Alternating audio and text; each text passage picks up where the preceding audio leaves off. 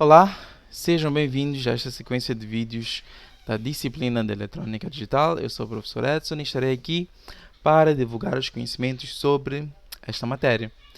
Neste momento estamos a falar sobre o capítulo 4, onde estamos a iniciar a nossa abordagem sobre os circuitos combinatórios. No último vídeo falamos sobre os circuitos lógicos a partir da tabela da verdade, onde vimos os passos que devem ser seguidos para encontrar estes circuitos lógicos. Neste momento vamos falar sobre a implementação de funções via complemento. O que é isso e como se faz?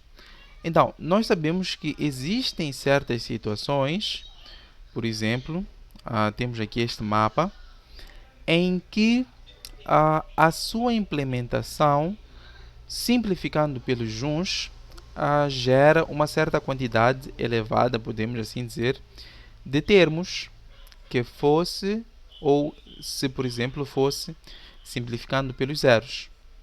Então, existe a possibilidade de nós fazermos o seguinte: considerarmos que esta função existe nos zeros e negarmos a sua função na saída. Ou seja, o que estamos a fazer basicamente é simplificar pelos zeros, não considerando que são maxitermos, considerando que são minitermos e depois negar a sua saída.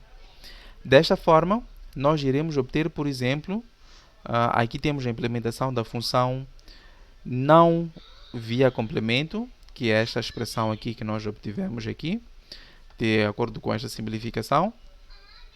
E depois, se nós simplificarmos a função via complemento, nós temos esta simplificação aqui.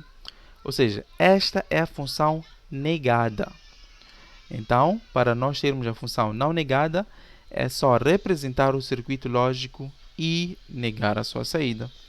Conseguimos ver então que este circuito da função implementada via o seu complemento, de certa forma, consome menos recursos que este circuito aqui. Então, a solução, ou podemos assim dizer, é uma forma de nós termos a implementação da função de forma mais simples. Este circuito consome 27 pinos de circuitos integrados, contudo, a sua implementação via complemento consome, vamos ver aqui, 17 pinos, como temos aqui representado. Então, temos aqui a nossa função via complemento. Uma outra situação é, por exemplo, se tivéssemos que implementar a função 4.4. Qual é esta função 4.4? Esta função aqui, 4.4, somente usando portas lógicas na forma negada. Existem pedidos, por exemplo, que forçam o projetista, ou forçam o estudante, ou forçam a quem estiver a resolver o problema, a somente usar um certo tipo de portas lógicas. Vamos supor o seguinte: vamos supor que o nosso problema dissesse implemente a função 4.4, sabendo que no mercado só existem disponíveis portas na forma negada, que são as portas NAND e portas NOR, por exemplo. Então, assim, nós somos obrigados a usar aquele tipo de porta lógica. Não podemos usar outro tipo. Como é que nós superamos esta situação? Podemos superar esta situação a partir da implementação do teorema ou postulado, o teorema de Morgan da álgebra de Boole, que é negar duplamente a mesma função, de forma que nós sabemos se uma função é negada duas vezes, ela é a mesma função, porque estamos a negar a sua negação, daí é a função original. Fazendo isso, nós depois de negar a função duas vezes, como temos aqui nesta expressão, vamos aplicar o teorema de Morgan em uma das suas negações, que é, por exemplo, na primeira. Ao fazer isso, nós obtemos funções na forma negada. Aqui nós tínhamos, por exemplo, uma AND a relacionar com uma NOR, depois de uma nota aqui em cima. Agora, aplicando o teorema de Morgan, nós temos uma NAND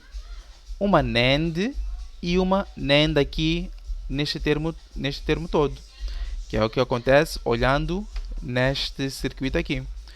E porque foi especificado que só temos portas na forma negada, NANDs ou NORs neste caso, nós também devemos implementar a negação dos literais usando estas portas. Que como é que é feito isso? É feito a partir do shunt ou curto-circuito de todas as entradas de uma porta na forma negada, que é uma NAND ou uma NOR. Deste modo, implementamos o nosso circuito somente com aquele tipo de portas lógicas. E assim, implementamos a função, a mesma função, somente com portas lógicas na forma de NAND. Então, terminamos por aqui. Vamos falar agora sobre os circuitos de saídas múltiplas, que basicamente são circuitos que têm, de certa forma, várias variáveis de saída. Vamos supor, por exemplo, durante o projeto de um sistema eletrônico, nós temos que, por exemplo, temos várias funções lógicas ou várias saídas que dependem da mesma combinação da entrada. Ou seja, temos a saída F1, que depende da ABCD, F2, que depende da ABCD, F3, que depende da ABCD. Então, eu não vou criar três circuitos diferentes para as mesmas variáveis de entrada. Eu vou reaproveitar estas variáveis de entrada de forma a ter F1, F2, F3 a respeitarem as mesmas variáveis de entrada. E como é que é feito isso? Isto é feito seguindo os mesmos passos da resolução de circuitos a partir da tabela da verdade. Contudo, agora, para simplificar mais a minha implementação, eu vou representar as três tabelas da verdade em uma. Ou melhor, aqui são três tabelas da verdade, onde temos três funções de saída a respeitarem a combinação das variáveis de entrada A, B, C, D. Então, não vamos separar as três para economizar mais espaço. Daí que esta tabela da verdade tem na sua esquerda a combinação das variáveis de entrada sem nenhuma separação, e nas colunas à direita as combinações das variáveis de saída. Então, vamos supor que temos esta tabela da verdade que origina estas funções lógicas. Então, para não criar três circuitos diferentes, nós vamos implementar o mesmo, ou seja, as três funções no mesmo circuito, reaproveitando desta forma as nossas variáveis de entrada. E existem certas situações em que, por exemplo, vamos voltar para aqui, este creio que não é o caso. Existem certas situações que, por exemplo, eu posso ter duas funções com o mesmo minitermo, ou as três funções com o mesmo minitermo. Vamos supor que aqui no minitermo 0 existisse para as três funções.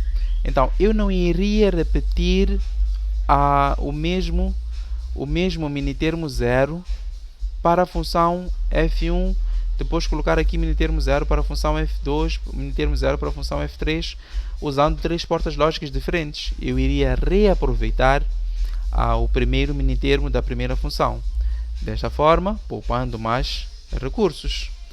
Temos assim a definição e a implementação de circuitos lógicos na forma de saídas múltiplas. Por exemplo, temos aqui a reaproveitação de diferentes locais da nossa função.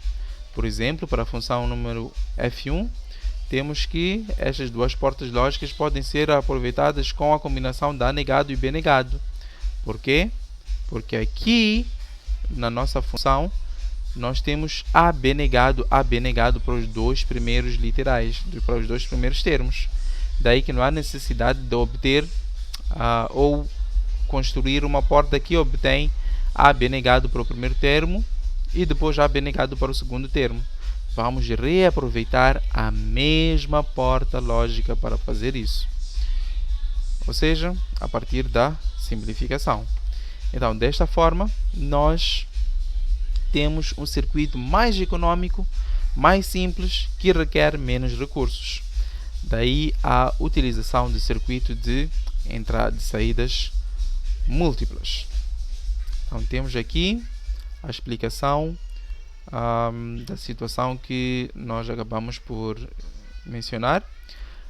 Contudo, este tipo de circuitos tem um inconveniente, que é que ao acrescentarmos vários níveis de decisão, o que são níveis de decisão? Níveis de decisão, por exemplo, temos o primeiro nível de decisão criado por estas portas AND, o segundo nível de decisão criado por estas portas NAND e o terceiro nível de decisão criado por estas portas OR. Ao acrescentarmos níveis de decisão, em algum momento estamos a prejudicar aquilo que se chama de tempo de propagação ou atraso de propagação dos níveis lógicos do nosso circuito. De forma que, por exemplo, para a combinação desta porta ser satisfeita, ela precisa de esperar esta combinação desta porta. Contudo, esta porta já tem a combinação de C, porque não tem nenhum nível lógico aqui. Assim, conseguimos gerar alguns atrasos no tempo de propagação. Por quê? Porque as portas devem esperar, infelizmente, na vida real ou na prática, os acontecimentos não são instantâneos. Existe um tempo que a informação leva para percorrer as linhas, o caminho, as portas e por aí em diante. E ao criarmos vários níveis de decisão, de certa forma prejudicamos aqueles circuitos que precisam de tempos de propagação ou de atraso de propagação muito pequenos, porque estão a trabalhar a velocidades muito grandes. Então, isso influencia nesse sentido.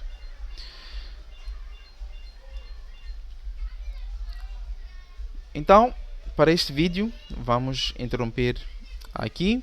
No próximo vídeo, vamos falar sobre os codificadores e descodificadores, onde vamos especificar o que são, como é que podemos aplicá-los, onde é que são aplicados ou como é que podemos construir e tudo mais.